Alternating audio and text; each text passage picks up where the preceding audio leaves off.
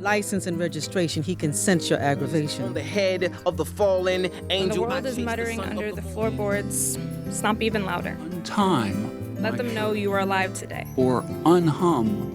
Did you know that your hands came with a ripple effect? Whisper tones unraveling like silk. Blood, sweat, and tears win by any means poetry. Sway, look at me. Is a piece of the pie too good for me? Some may call it rock the mic. We call it poetry. Hello, and welcome to Sojourn with Words. I'm your host, Sistah Joy, and we have yet another stellar episode of Sojourn with Words presenting a phenomenal poet. And well, he's not just a poet, he's a writer of many genres, but I'm speaking of my good friend, Bill Glose.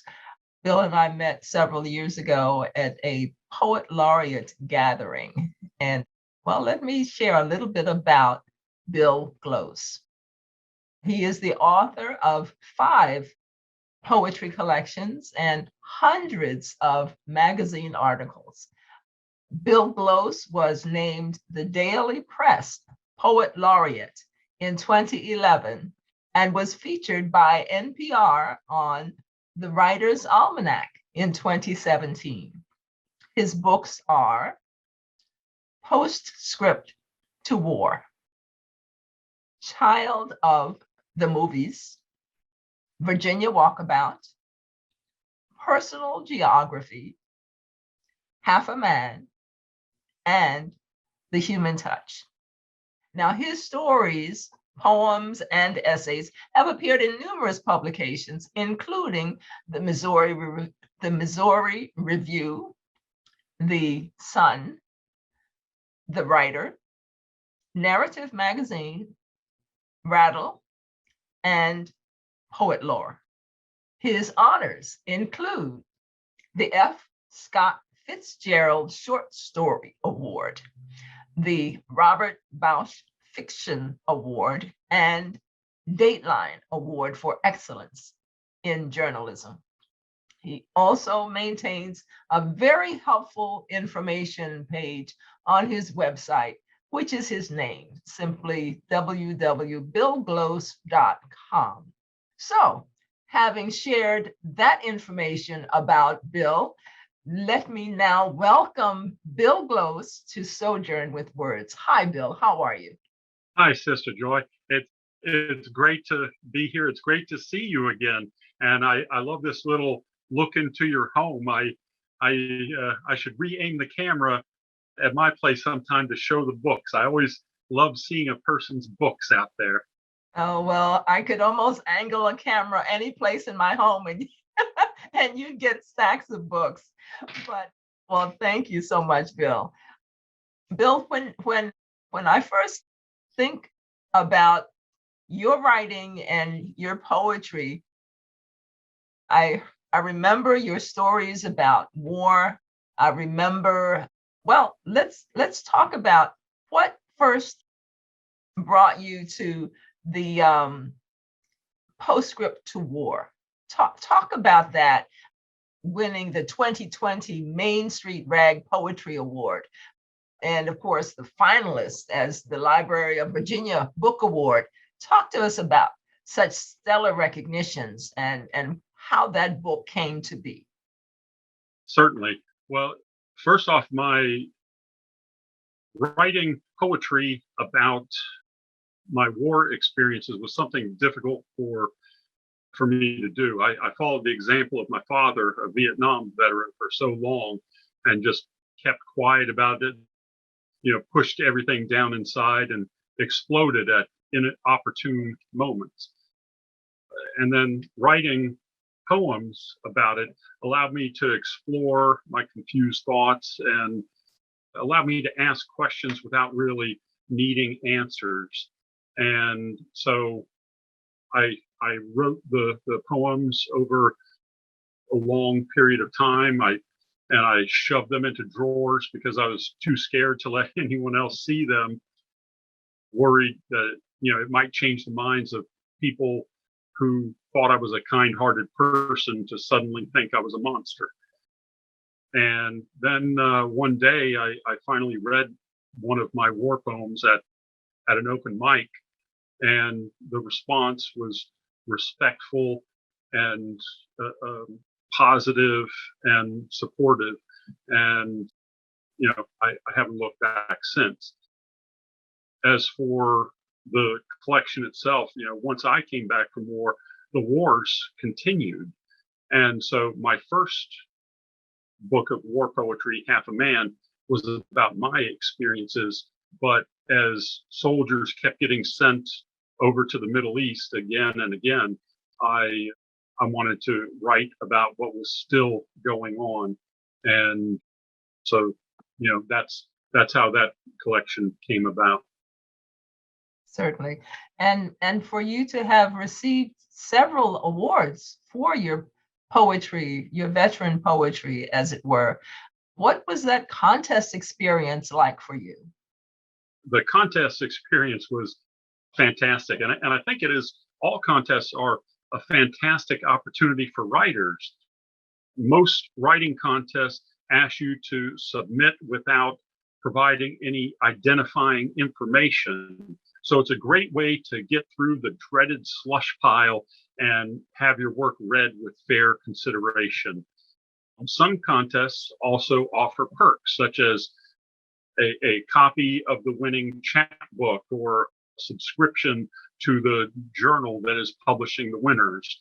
And, so entering those, doesn't matter if you win or lose, everyone is a winner. And then if you do win, that confers upon you this immediate sense of prestige.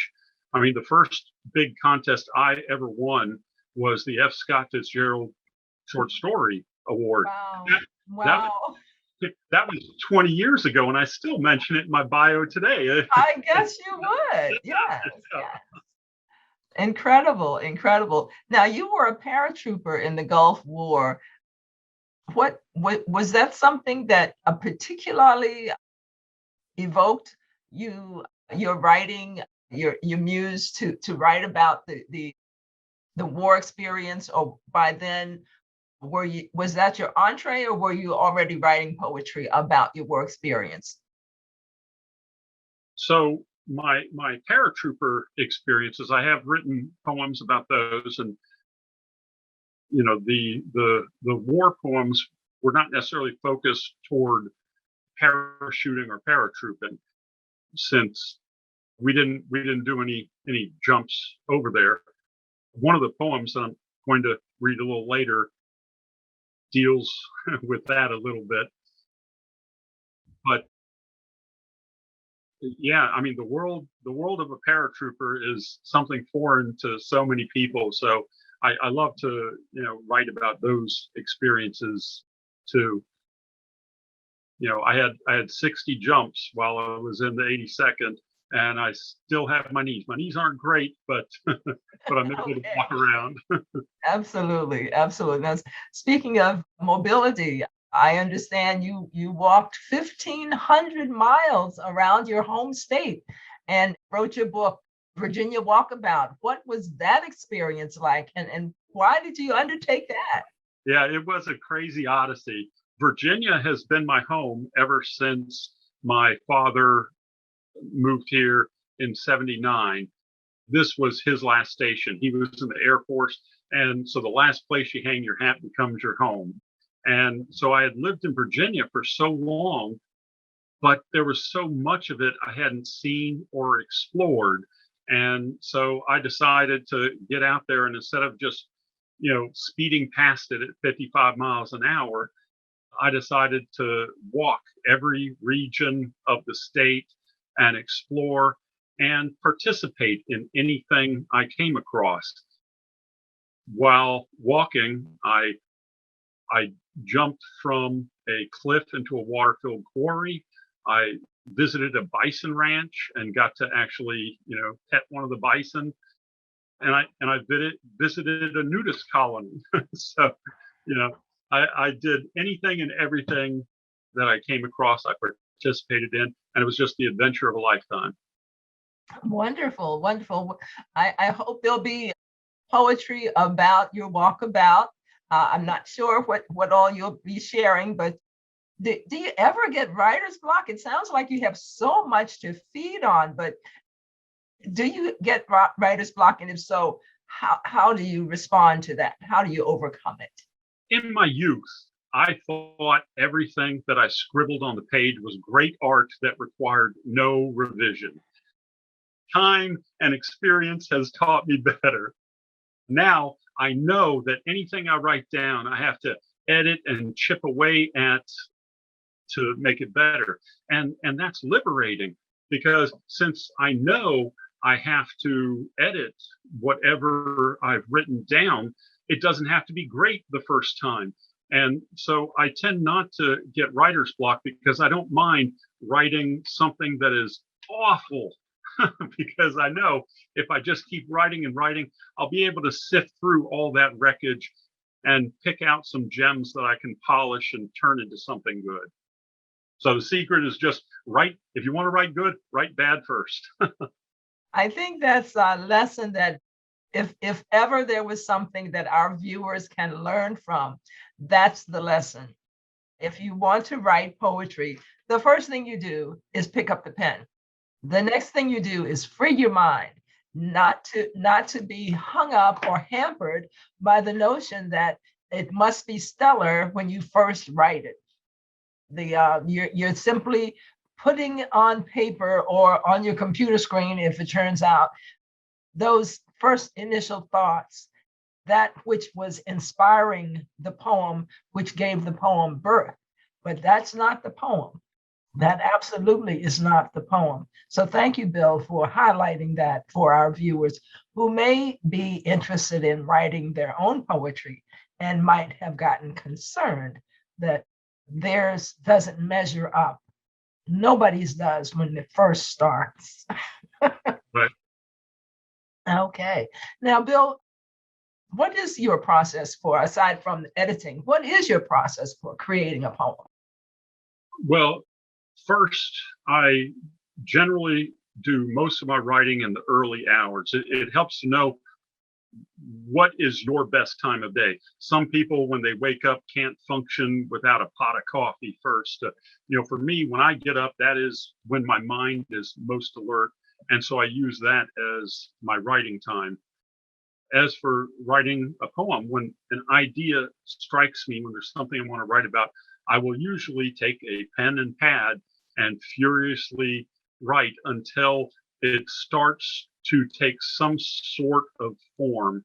And then I will shift over to the computer and get it down so that I can shape it into some sort of poetry form and see what I think works for that poem. And then as I continue editing, I'll do some work on the computer. Some of it I will always print out when I think I've completed it. And that's when I really tear into it with the pen and go through many, many revisions. And then the last thing that I often do is, when something doesn't sound right to my ear, I will, take those pieces that don't sound right with me on my morning walks and revise as I'm walking. There's something about being out walking in the quiet that is just real conducive to opening up your mind to free thinking. And I can usually fix whatever, problem is, irking me. Okay. Well, clearly someone who does a 1,500-mile walkabout would be one who gets a sense of satisfaction and clarity for their writing process. So thank you for offering that to our viewers as well. I'd like to know, with regard to, you're not just one who writes poetry. You write in every genre: fiction, nonfiction, and poetry. What benefit does each genre provide to you?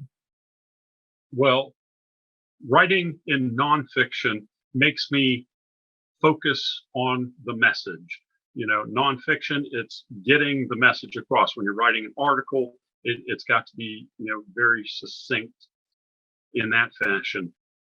Fiction lets me stretch my legs and focus on a plot, on where things are going, on character development and things of that nature.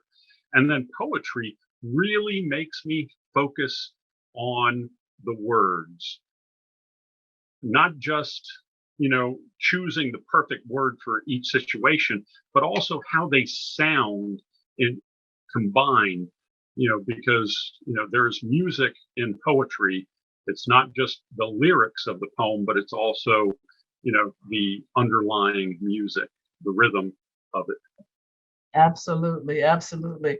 And one of my workshops that I offer from time to time, I speak about word choice. And, there's a difference between rock and boulder, as there is a difference between river and stream. And these word choices infinitely make all the difference in your poem. There's a difference between shh and be quiet and shut up. So what is the tone of your poem? Where do you want your listener or your reader to go? So these are the nuances that poetry offers, and the fine craftsperson definitely has to make those decisions to maximize the effect of the poem.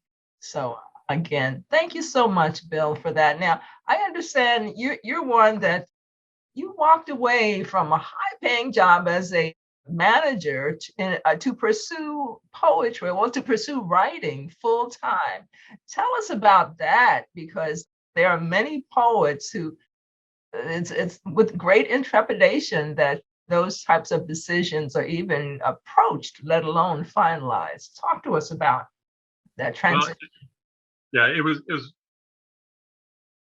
in a sense, it was easy in that I was following what I loved. In the factories, I was trudging through my days, and then when I would get home at night, writing my stories and my poems and anything that crossed my mind, that was where I found the joy in my day. So I said, if that's where I find my joy, I need to explore doing that, as a career, making that my life. So in that sense, it was easy to walk away. The thing that was difficult is that writing, especially for beginning writers, does not tend to pay very well. So my writing mentor likes to joke that, when he saw me coming back to Virginia, from the factories, I was driving a $60,000 sports car.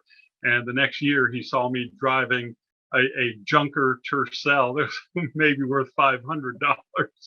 And, so there were some rough years at the beginning, but I built up my relationships with various magazines.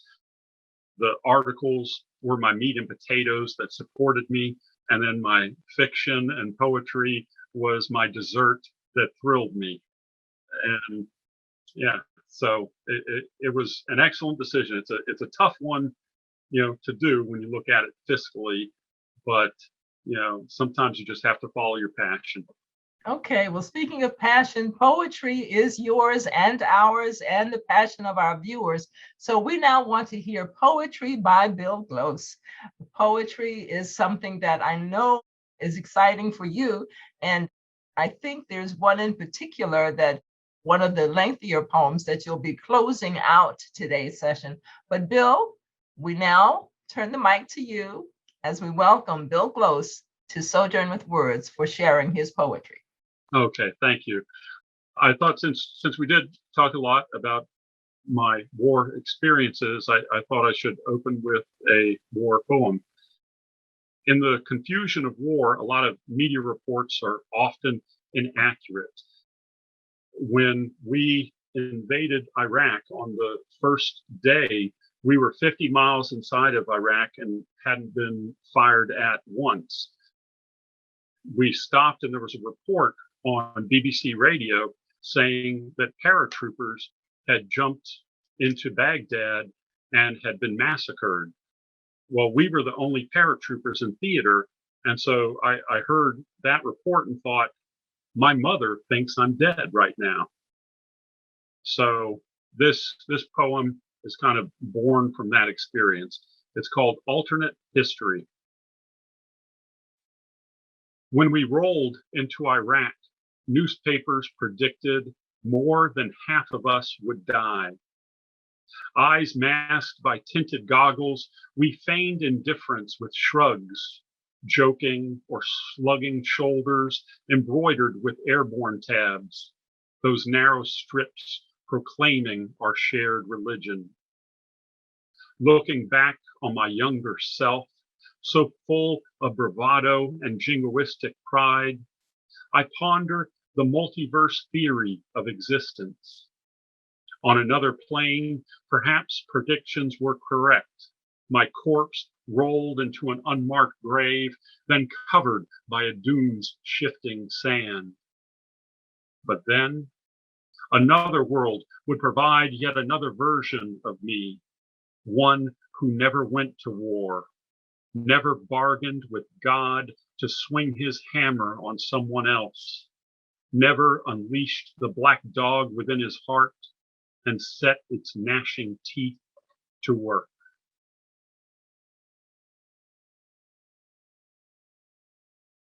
So that's the one war poem that I'll do. This one is a little lighter and it involves one of my morning walks. So this is called Advice We Give the Ones We Love. I met a man this morning in the shade of a poplar, his two sons beside him, one hugging his leg to shield himself from the dangers of our world.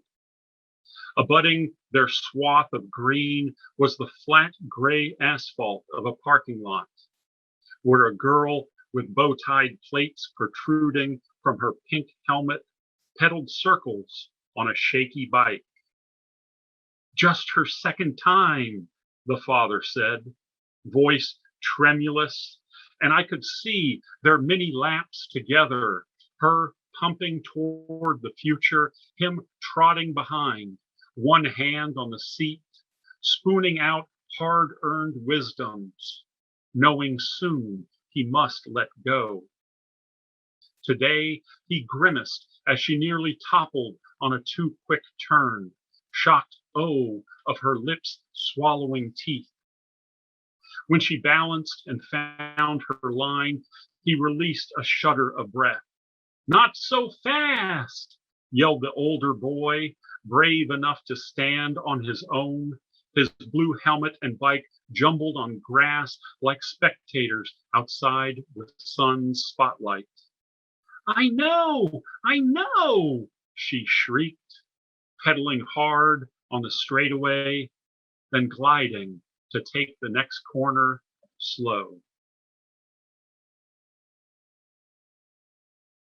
And this last one, there have been far too many school shootings.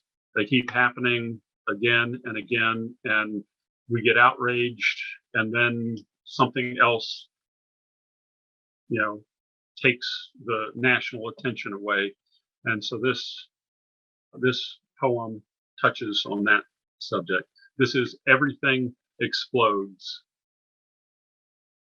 We're taught early how to get our way, blowing up at any little insult, with conviction of the unjustly persecuted, with certitude everyone else is wrong, with the fury of Vesuvius erupting, explode, explode, explode. We shine our petty grievances, scream our indignity, troll anyone whose view differs from ours, and then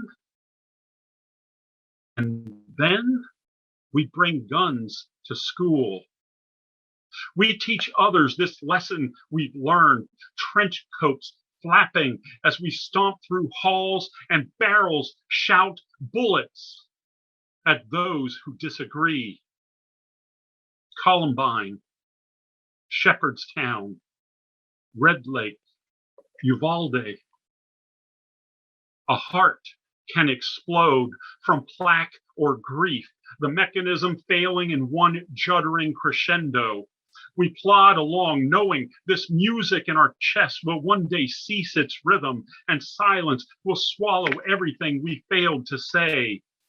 So why not yell? Why not shriek? Why not steal the breath from anyone who interrupts? The loudest is always right, so go ahead, explode. Let the hammer strike its cap, the powder flare, the muzzle flash its message. Let the trigger curl round your finger like a lover fitting to its mate. Then point and pull as you explode, explode. And if you aren't quick enough on the draw, go to trade shows for bump stocks and converter kits. Search YouTube for ways to become fully automatic. Then explode, explode in rapid succession. Riddle the world with a brass-jacketed inquisition that seeks no answer. Ask so loud and long you couldn't hear it anyway. Sandy Hook, Parkland, Sparks, Virginia Tech. Little boys too young to buy pistols point sticks instead, clutch chests when hit, rolling on the ground and laughing glee.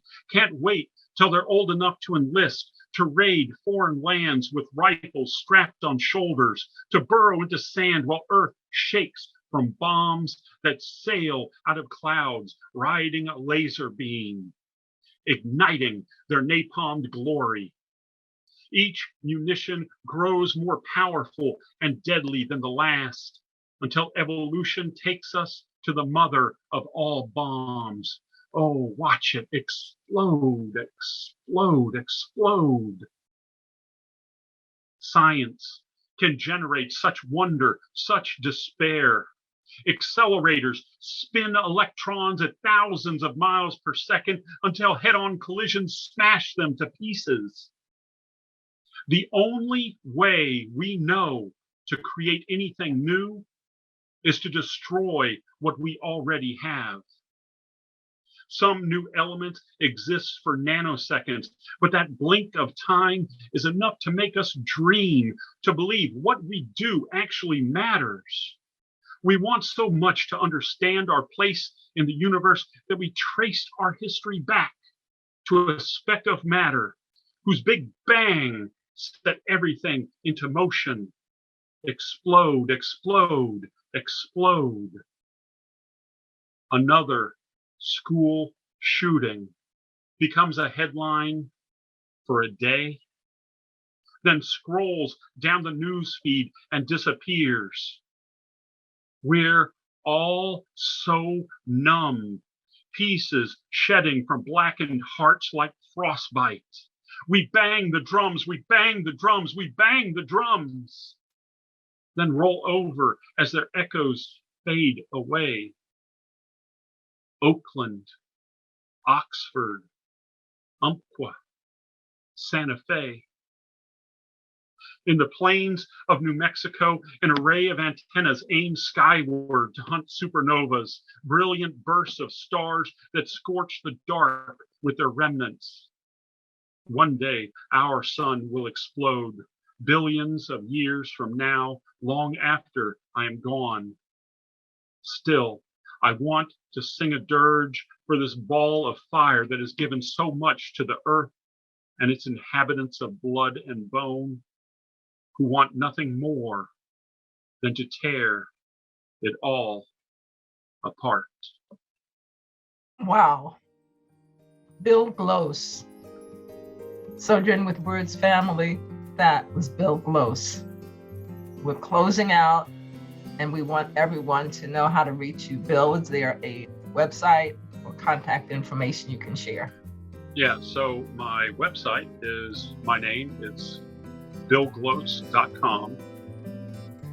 And then I can be found on Instagram at Reader, Writer, Reviewer, all one word. We thank everyone for joining us. Remember, always pick up a pen and keep writing.